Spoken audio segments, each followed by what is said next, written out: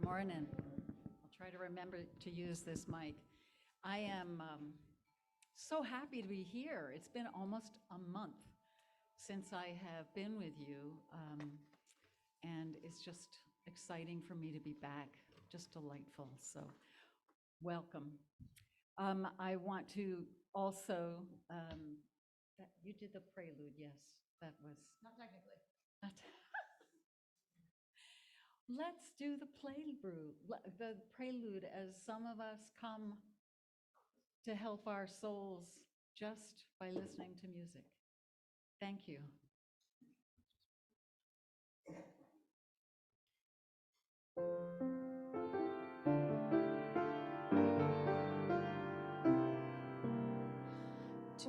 Today, while the blossoms still cling to the vine, I'll taste your strawberries, I'll drink your sweet wine.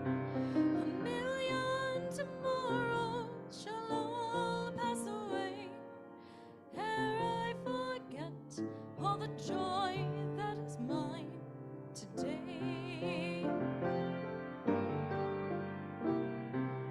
I'll be a dandy and I'll be a rover.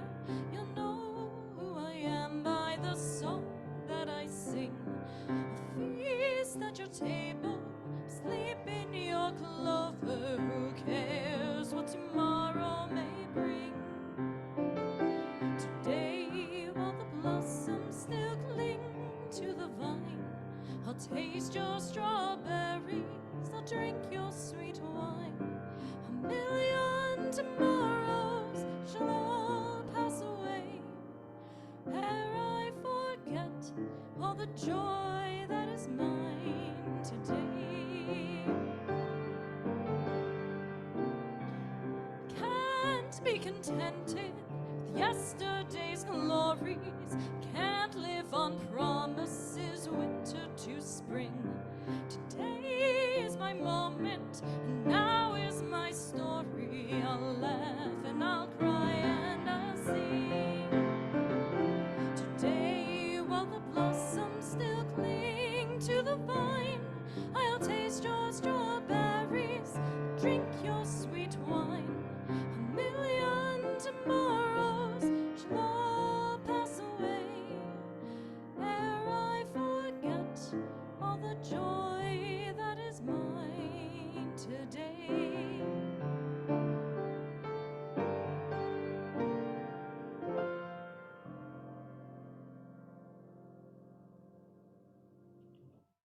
Thank you, Melissa. And now I do want to welcome you in this space where we understand that we all have different ways of knowing in the world, different ways of understanding what truth, what's sacred, what it means to have joy in our lives, that we are coming with great differences, and we share our humanity and our goals of a world with greater peace and understanding. And so in this space, you're welcome no matter what your path has looked like, no matter who you love, no matter whether you are alone or in family, you are welcome here. And we hope that you stay and share who you are, some of who you are after our services for coffee hour, which is one of our most lovely ministries that we do when we all can all gather around some food and drink to just be together. I'll also say that we are located on the ancestral lands of the Oneida and the Mohawk, primarily the Oneida people, who are part of the Haudenosaunee, the early members of the Haudenosaunee. And we are mindful of that history, that difficulty, that brutality, and we are aware always of what it means to be in relationship with people who have been marginalized and oppressed in this culture. And so, given all of that, all of who we are, I welcome you as the minister of this congregation on this journey with you. I want to say some specific thanks by way of our announcements. Yesterday and quite a few days before that, there were quite a few people in this congregation who were working hard to declutter the building and also to organize it some. So you may have noticed over in the corner, all of a sudden, there's a whole bunch of historic stuff that comes from our roots way as early back as the early 1800s. And I'm actually going to ask Jerry if you'll come and share something that was discovered yesterday by Chris, who is actually, interestingly, sitting in a rocking chair guarding all that historical stuff. As many people know here, I'm an avid historian, genealogist, just fascinated with history. And Chris came up to me yesterday and brought this little tiny book that she discovered going through some of the stuff that we had here. And this book was published in 1815, and it's called Bible History. But these little mini books, and I won't take it out of here because it's quite fragile, they were called thumb books, and they gave them to children in the early 1800s to kind of thumb through and read. I did some rare book research online and found that they're quite valuable, these books, but a little piece of history. And of course, we have done a lot of decluttering and the history over there where Chris is. The other thing I wanted to mention, there was a lady who used to come to our yard sales at the end of the yard sales. Her name is Jerry Giroux, and some may know her. She used to be a member of this church when this building was built, and she was one of the helpers to come and paint the insides and do those kind of things. And she offered to take some books off our hands yesterday that we decluttered from the hallway and other places in the church. So John and I went over and brought her a whole bunch of books yesterday, and as we left, she handed us a check for $40 as a donation. So I thought that was nice. So anyway, so history, this is part of the history, and this church goes back to 1825 when it was formed here. 3 or 4 different buildings in Utica, and some of the remnants from our previous churches are over there and here and everywhere. So don't throw away history.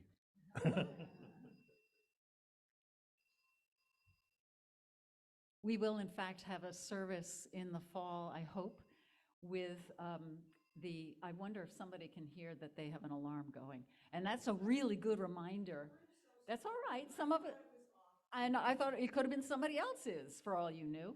But just so you know, if you have a phone that might go off, it's a good thing to turn it off now or volume down so that you don't get embarrassed. We don't want you to be embarrassed. And I will say that not only with Chris doing the historic inventory, which you can now thumb through carefully over in that corner, we also had John and Jerry working on the books. Kim did a heroic job in the kitchen, Jack, you were in so many places doing so many things, I'm not even sure all the things that you did. Paul coordinated with a large group of students from Hamilton College who were moving things all around the place and did yard work and did some cleaning of the gardens in the front. I would also include Kai and Carol back there. Carol has promised to take away yard sale things that are left in the front, yard giveaway things that are left in the front. Kimball was here yesterday as well, trying to keep track of the different things in the church that belong to different committees. And Melissa Barlett, our techie person, and I was going to say your techie persona, but that's not accurate. You're many persona, Melissa, but helped us make sure that we were doing we were serving ourselves and our tools well by putting them in places that they were protected.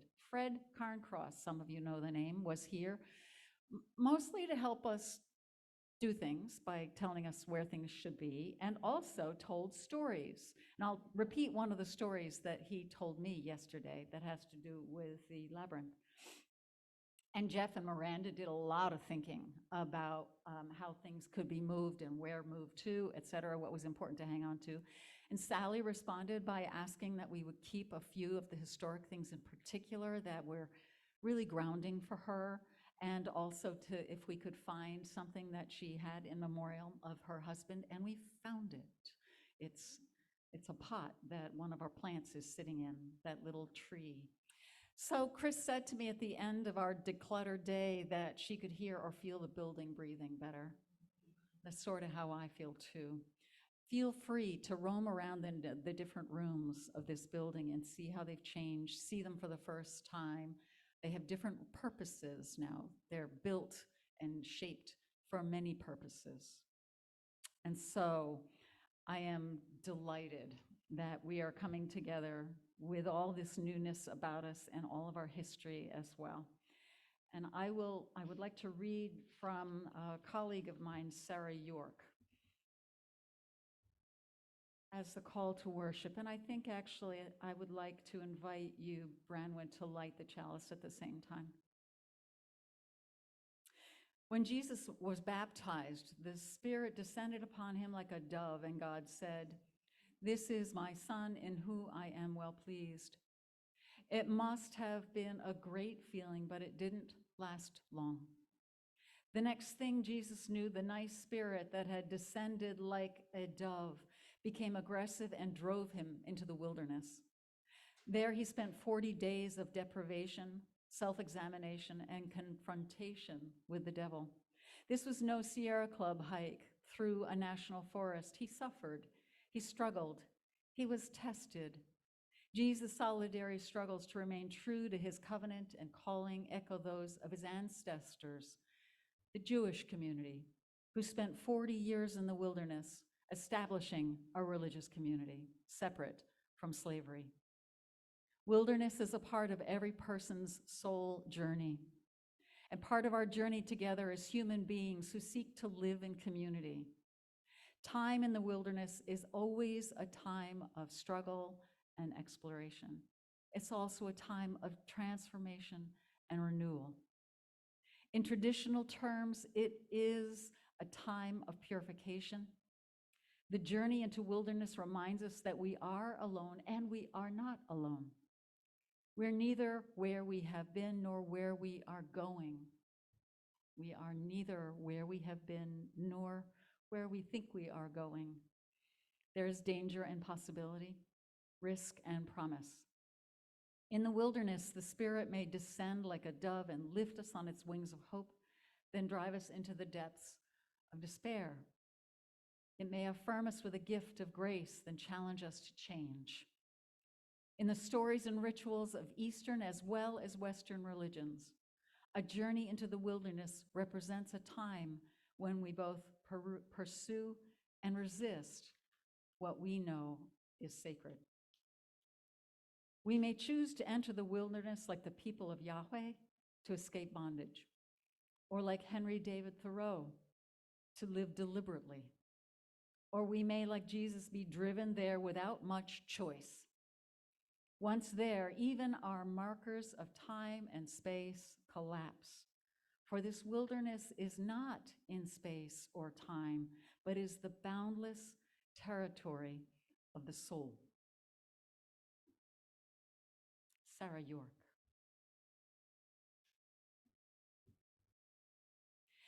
This in front of you and the people, I should let you know that Melissa figured out a way for the people who are online to see both the Labyrinth and the speakers up here, which will include people who light candles of joy and concern. So we are wanting to stay connected to you, even though you are participating online today. And so I am going to invite us to turn to page 16 in the hymn book. Page 16. 'Tis a gift to be simple, and a Quaker way, or Shaker way, of opening ourselves to meditation and soul journey is to be simple. And when you're ready, in body or spirit, rise in body or spirit and join in singing. And we'll do this one through twice after I intro it.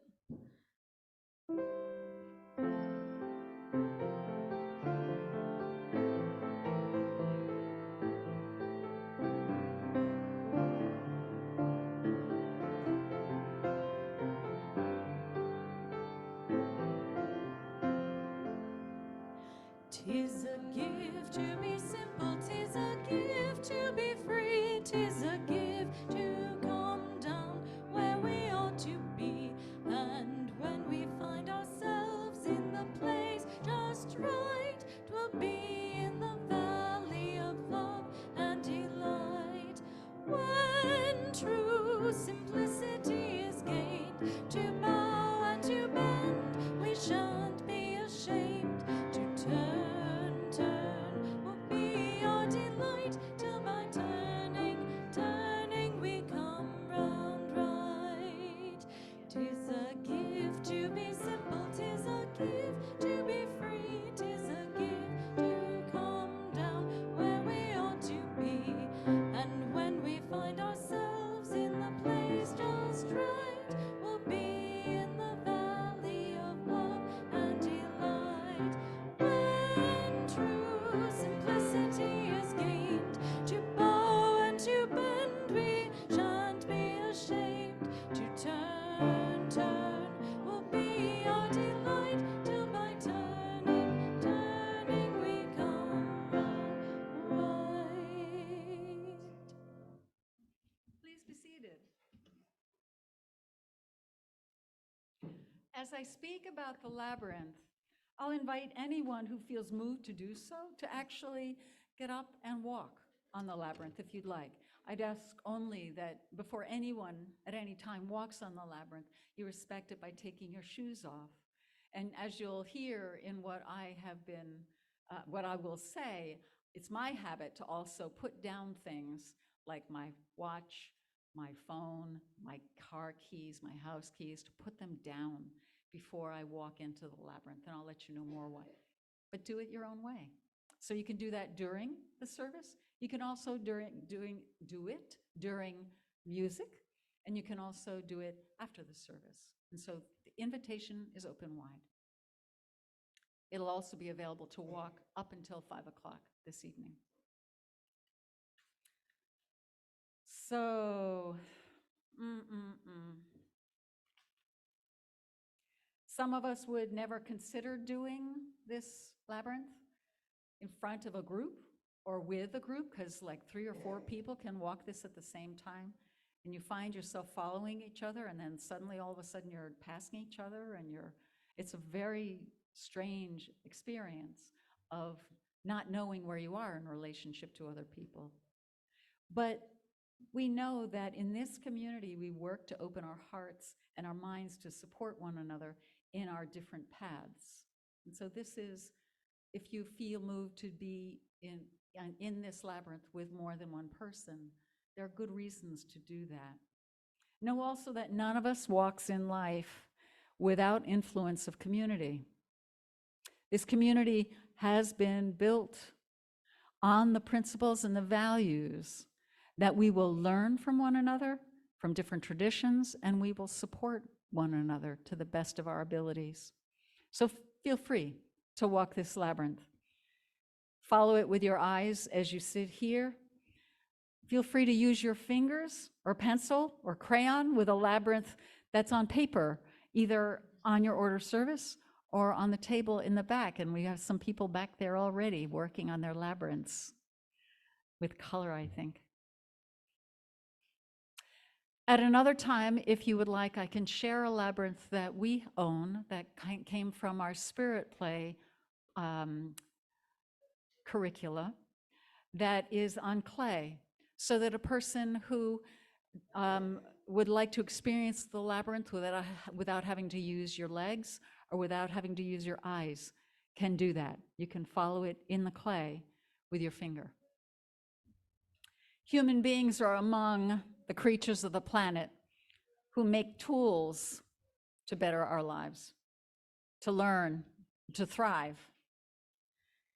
In a time of turmoil, in a time of destruction and failing systems, both personal and societal, it's important to use our tools well, to heal, to act in ways that are consistent with our values, which is difficult in a materialistic society, to regain hope, to regain courage and strength to do what is ours to do, we need to take time to use our tools to keep recalibrating, to restore ourselves, and to redirect ourselves if we've wandered in a place that we don't want to be. One of the tools we have as people are the labyrinths. In a scholarly study of labyrinths and mazes, W.H. Matthews cites a labyrinth in Egypt made more than 4,000 years ago. Labyrinths and mazes have been on the face of the planet for a very long time. Mr. Matthews wrote in 1922. We've been curious about them for a very long time. And he reminds us that there's no real difference between a labyrinth and a maze, and that there is no absolute way of knowing the intended purposes of the ancient labyrinths and mazes, because the makers are not here to tell us. My experience of the maze is that it's possible to take a wrong turn and find a dead end. Have any of you done corn mazes where you find yourself right up against a haystack? It's sometimes fun and it's sometimes not. Especially if you have a little brother who's hiding around the corner when you come out of it. It can be frightening. The labyrinths like this one that I have been drawn to do not have these dead ends. Like the labyrinth on the floor and the one in your order of service, there are no dead ends. When we move inside and follow the path, it will inevitably lead us to a space where we can rest. And as we continue, we wind ourselves safely back out again. A description of their labyrinth in the Washington National Cathedral included a brochure for this labyrinth in its quote. The quote is, "The labyrinth is a sacred pattern that leads you on a path to its center and back out again.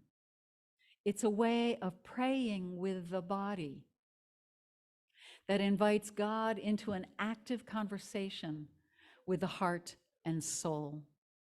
And for those of us who are uncomfortable with or don't experience a sense of relationship with a God, it's a way to invite us into relationship with our deepest understanding of the universe, or the deepest source of meaning in our lives, or pure love, or community. If the labyrinth is a tool, what might its purpose be? I think each creator of the labyrinth may have their own reasons for building it. One of the most famous of the labyrinths is embedded in the floor of the Cathedral of Chartres in France. This floor labyrinth imitates the one in France. And the purpose, as it was stated from the 14th century, I believe, is as a tool to help the journeyer to meditate, pray, and open oneself to whatever we name as sacred or holy. And we remember that in this congregation, in its UU tradition, there are so many ways to experience, name, and claim what is sacred to us as individuals and as community.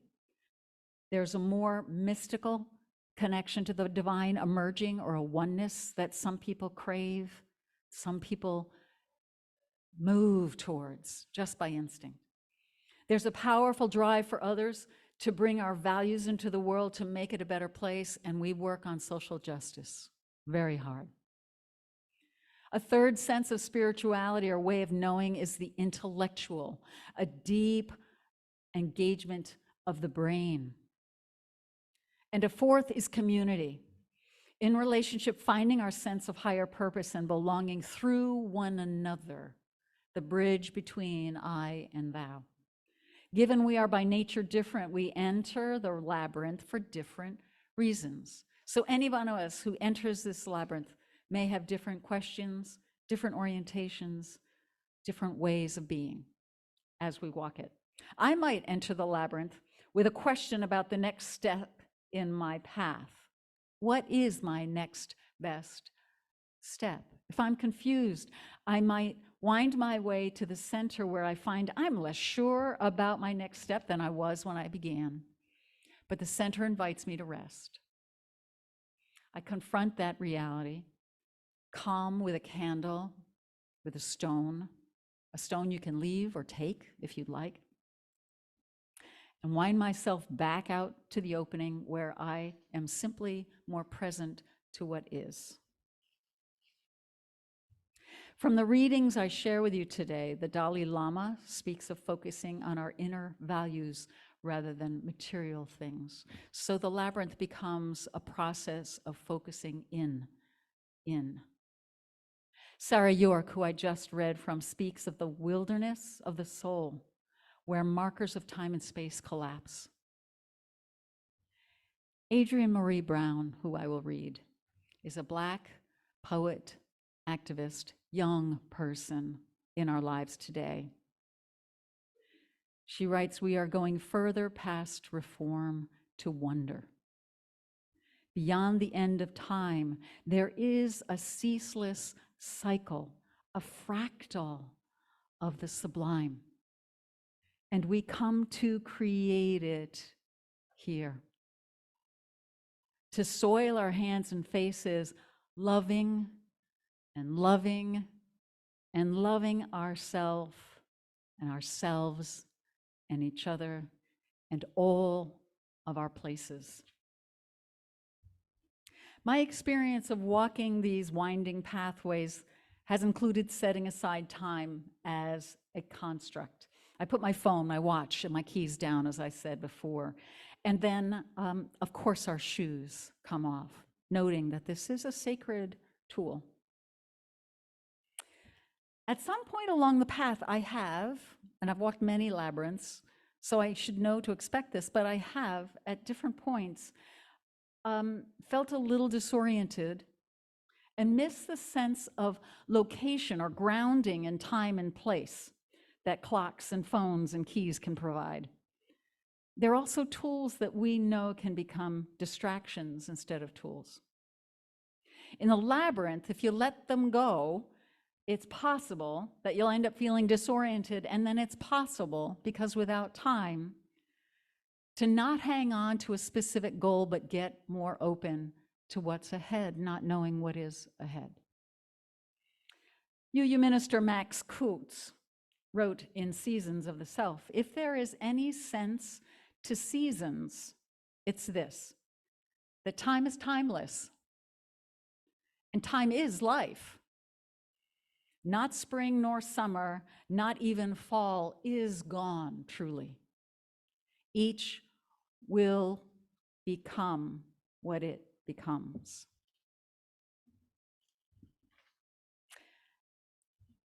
To set aside a goal as we step into the labyrinth sets us on a path of becoming more open to what is rather than what we're thinking.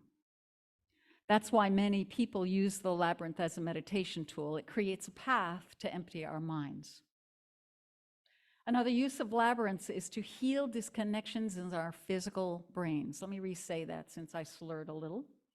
Another use of labyrinths is to heal disconnections in our physical brains.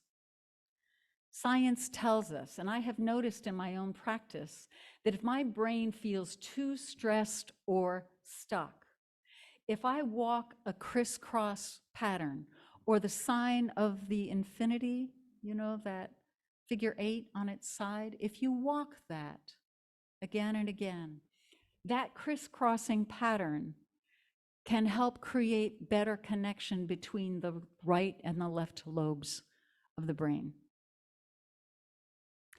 Fred Carncross, who I told you about before, Carncross, said that a teacher he knew realized that her students, who were people who lived on the spectrum of autism, that her students did better in tests after they walked the labyrinth, that it assisted, it supported their brain function to walk in these crisscross patterns. And I will say to you, when I'm on a very stressful phone conversation, that I will walk instinctively in that pattern, that figure 8 pattern with my phone in my hand. Thank goodness we have phones that don't have cords on them. I'd be a mess. I would be a mess. So I know a number of you have experienced labyrinths or use them intermittently and regularly as tools in your lives. So I want to invite you to take a few minutes to think about what you might like to share with the group about what the labyrinth means to you, what you have learned about it. And I'm going to hand a microphone to Malcolm, who can just pass it. We won't walk over the labyrinth, but I'll hand the microphone to Malcolm. So if someone raises your hand to share something about the labyrinth, please do, and we'll pass you the microphone. This way, everyone who's on Zoom can also hear you. If we're on, push and hold the button. On. Oh, I turned it off. Light Speak on. into it, see if it's on. Yes, I will speak into it. Good, thank you. So if anyone has something you'd like to offer from your experience with the labyrinth, please raise your hand. I know Jack is being kind and waiting till other people speak. Do you feel like sharing? Do you feel like, I don't want to put you on the spot, Jack, but I just did. But I just did. You always all have permission to say no to me, you know that. I've done, I've studied a little bit about labyrinths, and one thing that I've learned I did a workshop on labyrinths at Rowe Camp Institute in Western Massachusetts that's run by Unitarian Universalists. The teacher was Sig Longren, who was from Vermont, and he lives now, I think, in Holland. But he talked about labyrinths, ancient labyrinths, always being aligned with energy lines, ley lines in the earth, and also sacred water underneath the earth. So you know, that's very interesting. And whenever labyrinths are put in by him or other people who are also dowsers, they always douse the earth to figure out the best place. It's not always the place that people originally want them to be placed. But as Reverend Karen mentioned, they've got a long, long ancient history.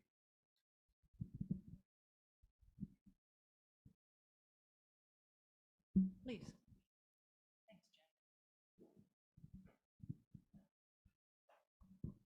Hello, I should probably also introduce myself. This is my first Sunday here. My name is Willa, and I'm a UU from Buffalo, New York, but I just recently moved here.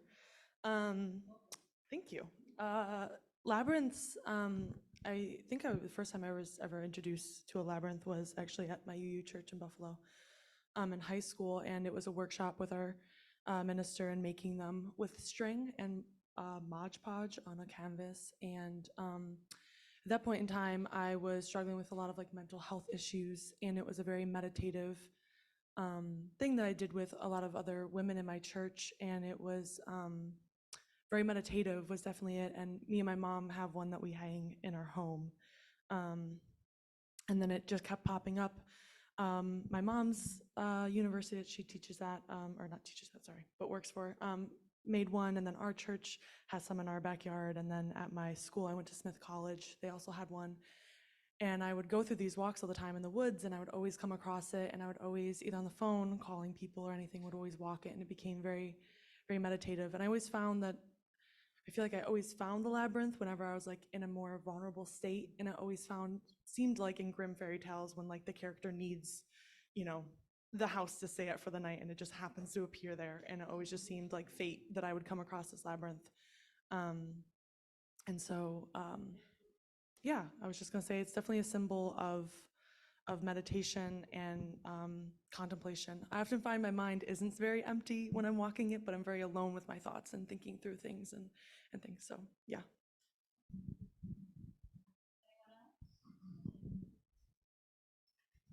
Hi, my name is Carol Dinger. You've probably seen me a few times. I've only had one experience with the labyrinth, and I found that it brought its inner peace. But I do want to let everybody know that on Franklin Ave in Clinton at the Sunset Hills Cemetery, there is an outdoor labyrinth that is open for people to drop in, and that was my one-time experience, so I'd highly recommend it. Hi, my name's Chris Jackson. My exposure to the Labyrinth was from St. Margaret's convent.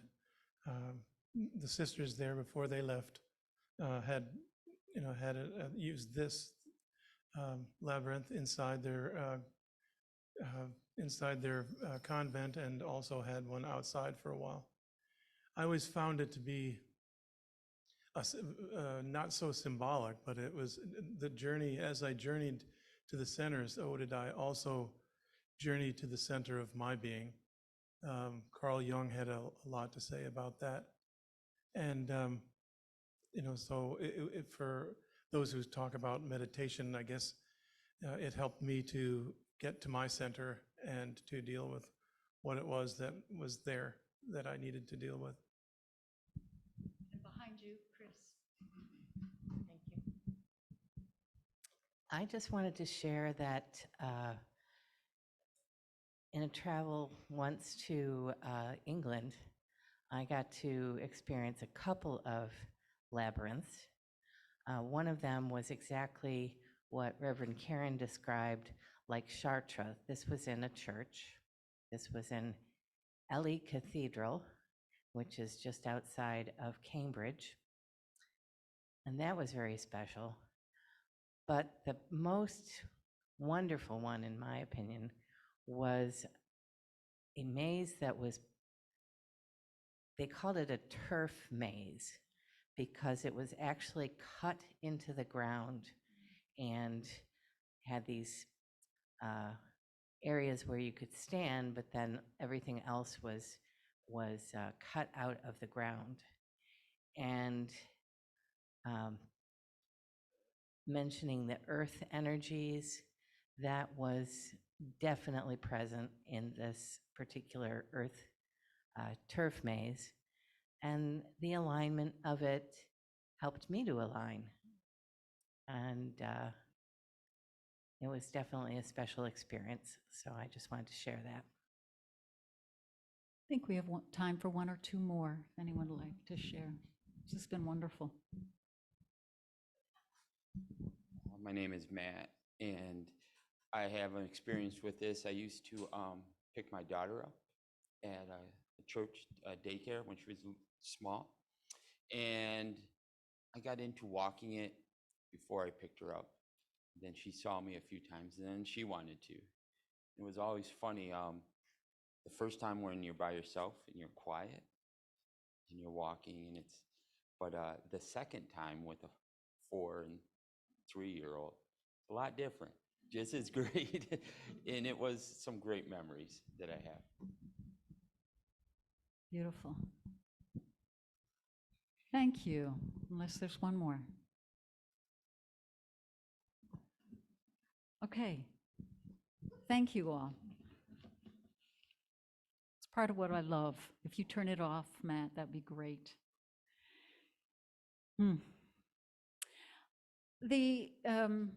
I am always aware, many people when they learn about Unitarian Universalism look at me as a minister and say, how the heck do you do a sermon?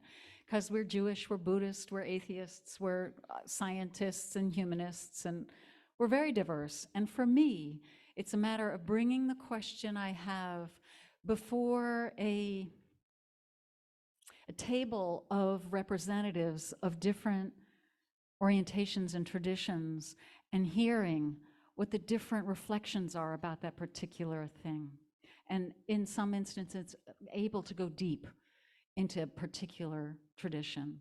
And so I am so grateful to hear from each of your perspectives, and I'll welcome to hear more as we go along. What I'd like to do, because justice is certainly one of the primary ways that our Unitarian Universalist tradition is expressing itself, making real in the world what we understand to be true. This hymn on 155 is called Circle Round for Freedom, and is very much connected to a primary orientation that many of us have as Unitarian Universalists, but not all of us. We are different. And so if you would turn to page 155, rise in body or spirit or both as you're able, we'll join in singing when you're ready. I think we'll end up doing this one twice as well, 'cause it's short and easy.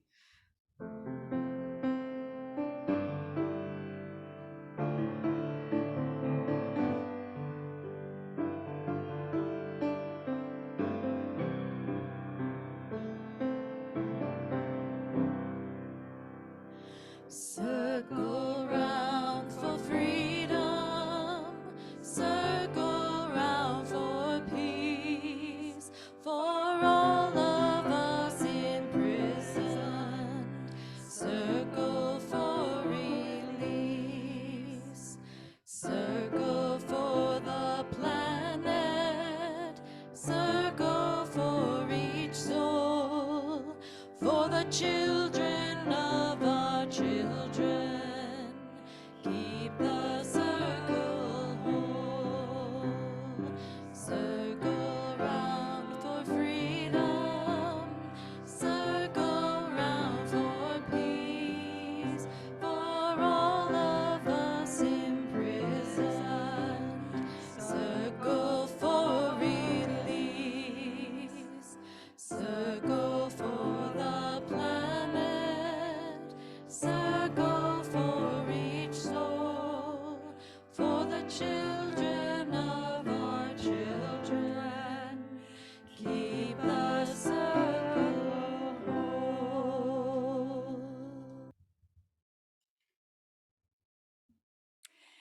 As a prayer or a meditation, I'm going to read from the Dalai Lama,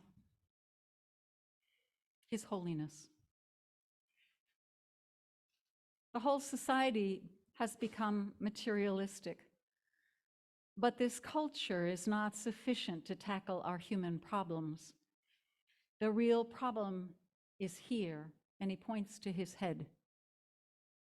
The Archbishop Desmond Tutu, who was speaking with him in this conversation, also tapped his finger to his chest, emphasizing the heart as well. The Dalai Lama echoes mind and heart. Materialistic values cannot give us peace of mind.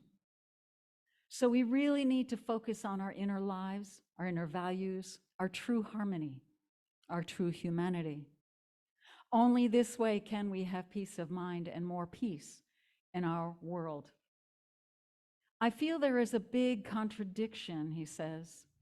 There are 7 billion human beings and nobody wants to have problems. Nobody wants to suffer.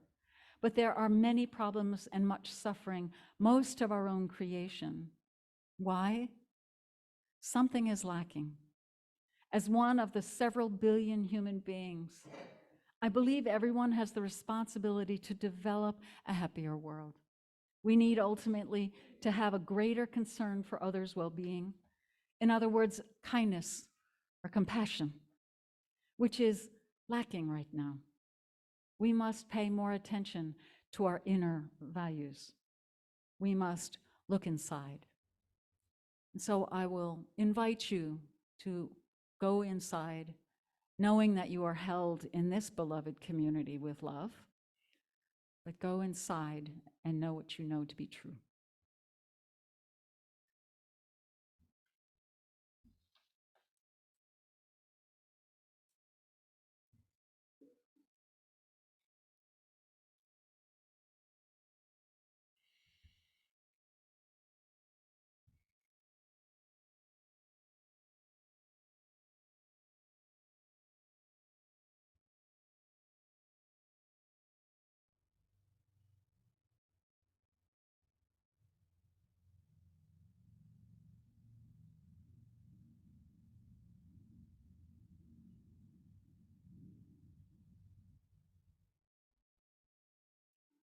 Blessed be.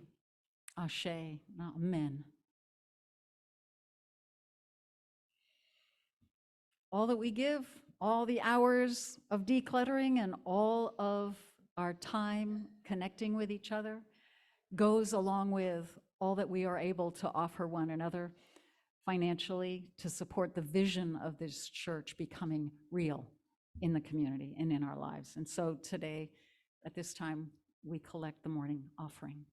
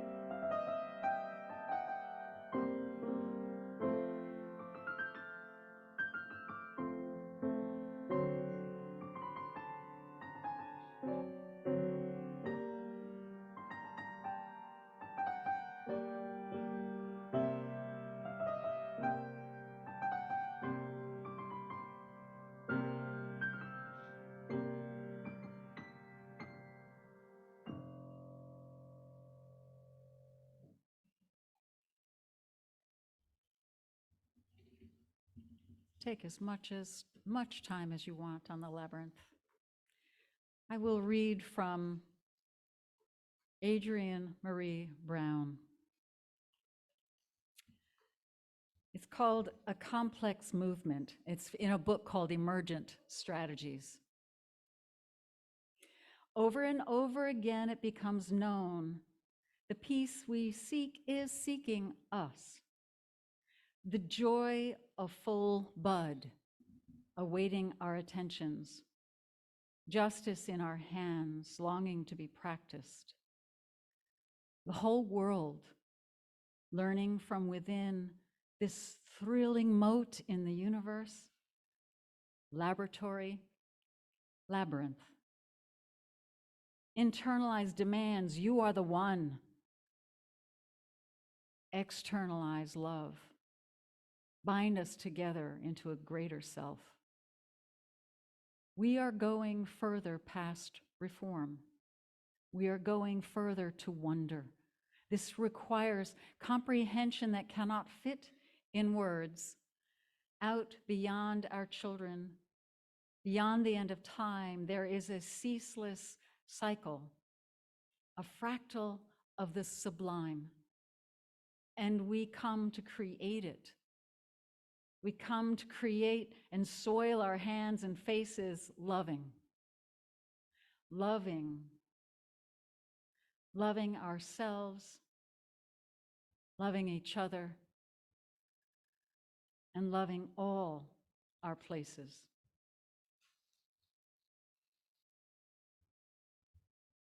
May it be so for us all. And as I extinguish the chalice, will be blessed with music by Melissa. Thank you.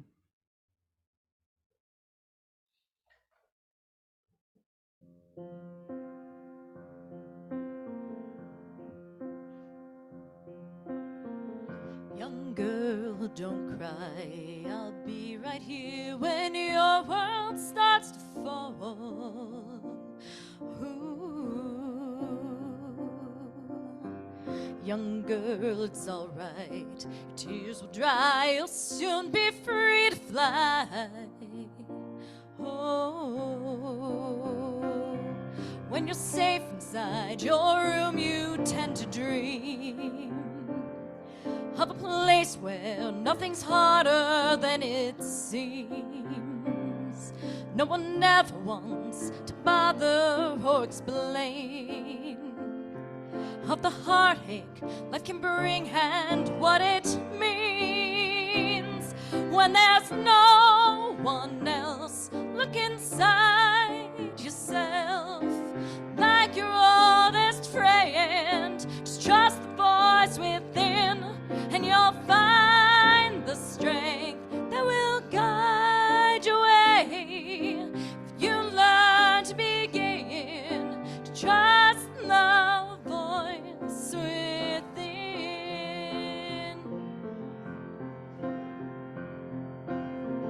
Young girl, don't hide, you'll never change if you just run away. Oh, young girl, just hold tight, soon you're gonna see a brighter day. Oh, now in a world where innocence is quickly claimed, it's so hard to stand your ground when you're so afraid. No one reaches out a hand for you to hold. When you look outside, look inside to your soul. When there's no one else, look inside yourself like your oldest friend. Just trust the voice within, then you'll find the strength that will guide away. If you learn to begin, trust the voice within.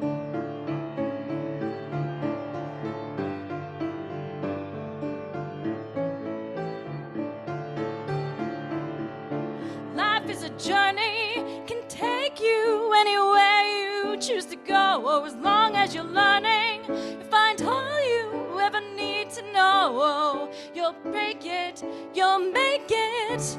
Just don't forsake it, because no one can stop you. You know that I'm talking to you.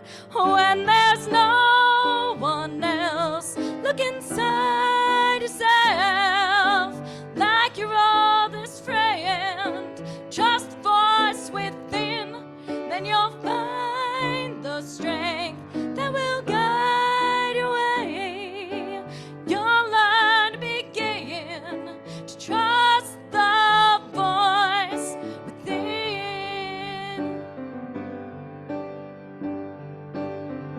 Young girl, don't cry, I'll be right here when your world starts to fall. Ooh, ooh.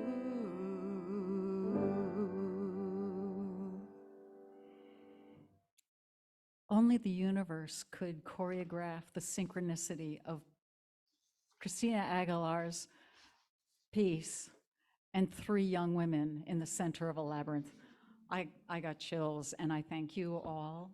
Please enjoy your refreshments, and I will tell people that in about 5-10 minutes, those who would like to be part of a conversation because you identify yourself as having neurodiversity, as in your brain functions in a way that is perceived as not normal and are pressured to be quote unquote more normal, we have a conversation happening across the hall in the large room that has a circle of chairs, and bring your refreshments. And so, thank you all. Blessed be. Amen.